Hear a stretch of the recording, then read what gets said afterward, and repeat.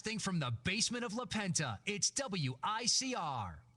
Hello, everyone. Welcome back to the Sports Vault. I'm your host with the most, Jersey Joe Archino. And after a long night of covering the NFL draft, yes, that's right, we were in the studio for the every single pick, breaking it down for the entire time. Had the live feed of the draft right here, and it was a lot of fun. But so right now, I'm kind of excited, just kind of solo right now, so I can just give you my kind of thoughts. I did more of the hosting last night, so now it's my time to shine. Now, obviously, if you follow me, you know how big of a fanatic I was of Marcus Mariota.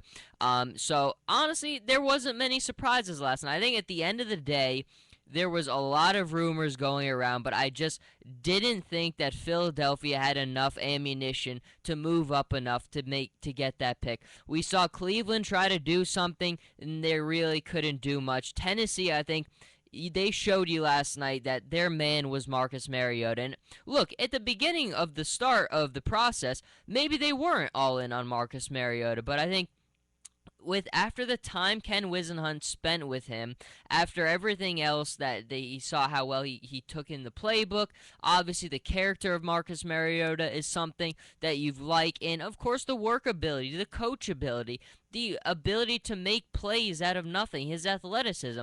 I think there's way too much there with Marcus Mariota for them not to have taken him, and they've certainly got their guy with the number 2 pick. And then obviously with the number 1 pick, no surprises, Jameis Winston. Now I thought there was a slight chance it wouldn't happen, but at the end of the day, I think we've all kind of known for a while it was going to be Jameis, and it ended up being the top 2 quarterbacks with the first 2 picks. And again, Jameis, my thoughts all along, and it's never been about his on-field talent. It's always been about the off-field stuff, and we'll see. I mean, look, Tampa Bay has got their guy. And how much better can you get? I mean, I think I read somewhere week 1, we get the 2 quarterbacks matching up, facing off against each other. And look, I don't know if either quarterback are going to start initially. I would think more with Mariota that he has a better chance to start right away now, because I think Zach Mettenberger is probably going to demand a trade if he hasn't already done so. Apparently his camp is not happy, and look, you kind of understand it for him. But I think when you're trying to debate between Zach Mettenberger and Marcus Mariota, I think it's quite easy who you go with. And then Jameis, again, there's not a ton of competition there. I mean, Mike Glennon did a couple of nice things, but I think when you have a guy like Mike Glennon and you just drafted Jameis Winston, you throw Jameis Winston in there and you let him start. So it will be very fun to see if we see both these quarterbacks facing off against each other week 1. But I think at the end of the day, it was the move both teams had to make. I don't think Tennessee was in a position where they could trade this away. Maybe they could have gotten a lot more, but at the end of the day, if a quarterback like this is available to you and you have all that tremendous upside in him and you've seen what he can do, I don't think there's any question that you take him, and that's what they did.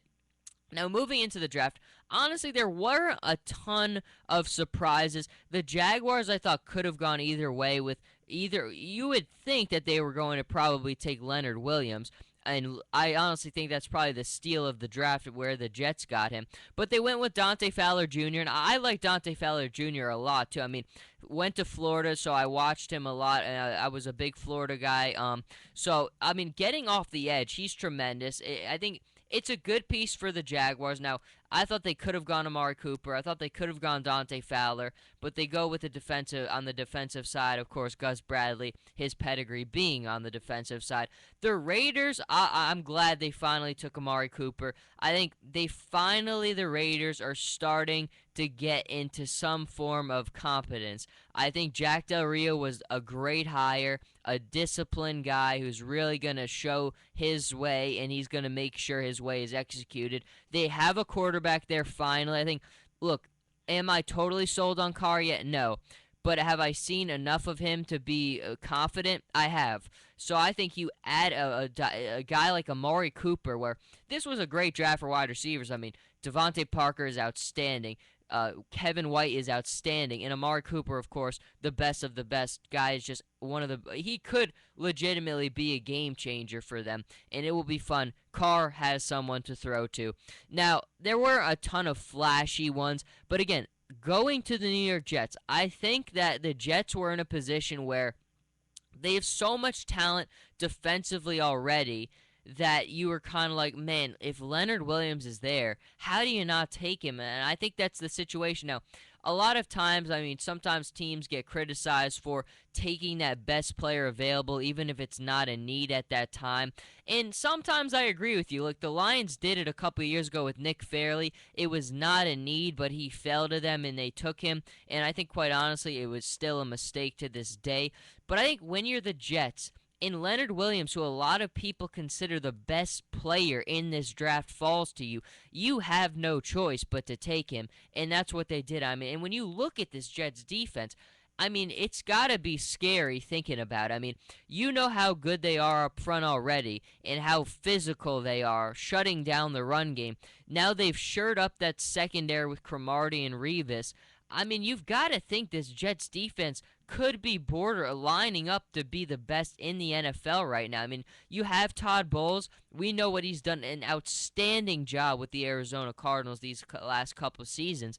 Now you bring in Leonard Williams, another game-changing defensive player. I think the Jets hit it out of the park, and if you're a Jets fan, man, it's been quite the offseason for you. I mean, with bringing in Brandon Marshall and getting Revis back and Cromartie, you've got a general manager who's made the right moves, player personnel moves, unlike Idzik. You have a head coach there with a lot of promise.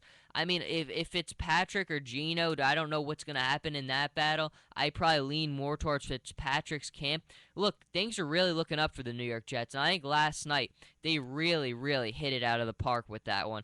Now, again, I'm not going to go over all of these picks because, again, at the same time, they're not all really worth going over. I think Gurley at 10 for the Rams was an interesting one. I like Todd Gurley a lot at Georgia. The guy was just incredible. And until he went down with that injury, he was a Heisman candidate. Now, Marcus Mariota at the end was clearly above the rest, but Gurley was tremendous as well. But it was interesting for the Rams to take him in that 10 spot because I really thought that they should have gone Devontae Parker here. I think it's still a team that needs a lot of help offensively. Now, Nick Foles is the guy there right now. I don't know if there's plans for another quarterback in the future, but this is a very good Rams roster. There's a lot of talent on the defensive side. On the offensive side is where I think they still have their work cut out for them. I thought Devontae Parker would have given them a big pulse offensively, would have given them a wide receiver you could really wrap your arms around. Now, Gurley, again, the upside is through the roof, but he's not even going to play for a while. So I think it's very, very risky taking him with that 10th pick. Unlike a guy like Devontae Parker, where, look, you know he's a surefire, can't-miss product. The guy is going to be a money player. I think there's a lot of risk here. The reward is worth it, but at the same time, when you're talking about a running back, and we know how long running backs last in the NFL, in that incredibly physical NFC West division, I do have my question marks, but again, for anyone, having a guy as talented as him would make you second guess that. Now let's go to the Miami Dolphins. Now, the Miami Dolphins, I love the pick. Devontae Parker, kind of like I was just saying for the Rams. This guy, for me, I even personally liked him. Maybe not. I mean, I thought him and Amari Cooper were literally neck and neck. I think it really just all came down to preference. Devontae Parker, whenever I watched this guy, my jaw dropped. When you watched him with Teddy Bridgewater, Teddy Bridgewater's last year at Louisville, the guy doesn't drop passes. The guy runs outstanding routes. He's a physical specimen. He's dominant catching the football, going up there and getting it wherever you put it.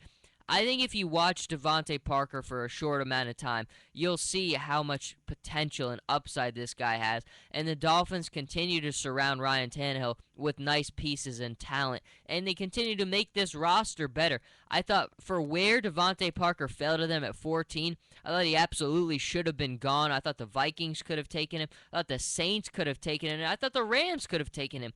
So I think for the Dolphins to get him at 14, right what they wanted to do, and I think it's a money move. I think it's great for them.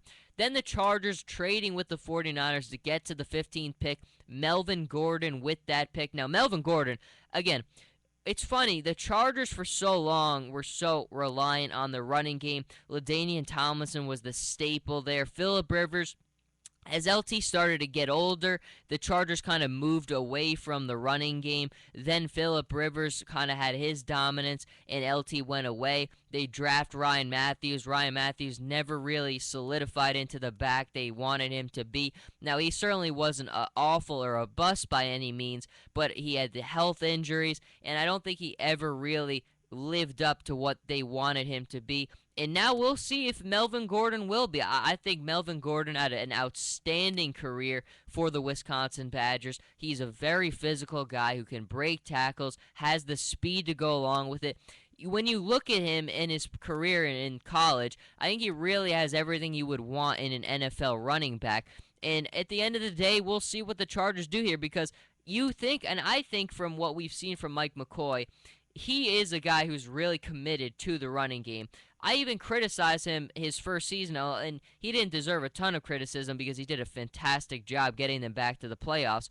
I thought he was a little bit too conservative in some regards, not giving Phillip Rivers the ball enough. But we do see now they have their running back, and it'll open up things for the Chargers offense. And if there's anything Mike McCoy does, is he's a very good guy in knowing what his offenses want to do. I think running backs are very important to his offenses. We saw it in Denver, they were. We saw it in the first year with the Chargers that they were. I think they are very important to him. Danny Woodhead, you had Brandon Oliver for a little while, and Ryan Matthews battling the injuries. Melvin Gordon, they have a face at running back again, and it's going to be interesting to see what happens.